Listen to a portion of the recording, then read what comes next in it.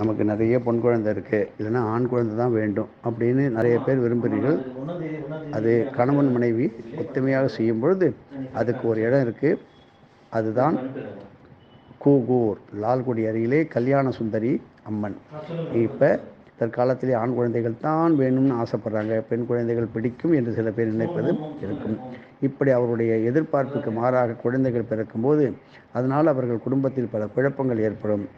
அப்படி வராமல் இருந்து மனசை நல்ல திடமாக வைத்து கொண்டு நீங்கள் கூகூர் அம்பிகையை, குகேஸ்வரர் அங்கே கல்யாண சுந்தரியை வேண்டும்பொழுது உங்களுடைய கையால் தொடுத்த செவ்வந்தி பூ மாலை அம்பிகைக்கு சாத்தி மனதார வணங்கினால் கண்டிப்பாக பிறக்கின்ற குழந்தை ஆணே.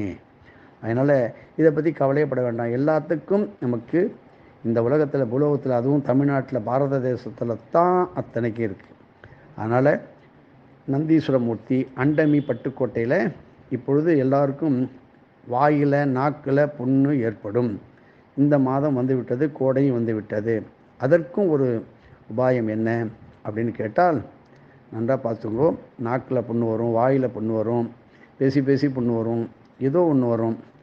அப்படி வந்தாக்க கறந்த பாலை, பசும்பால், அதாவது எங்கே, இந்த அண்டமிங்கிற இடம், பட்டுக்கோட்டைக்கு பக்கத்தில் நந்தீஸ்வரமூர்த்தி, அண்டமின்னு பட்டுக்கோட்டை பக்கத்தில் ஒரு நிறைய இடத்துல அண்டமி இருக்குது.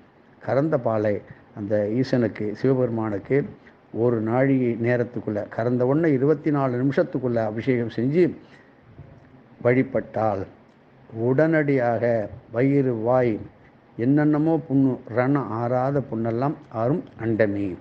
இப்படி நம்ம போயிட்டே இருந்தீங்கன்னா எல்லாம் தாரை தாரையாக கூட்டுகின்றது தான் அமுதம், அமிர்தம்.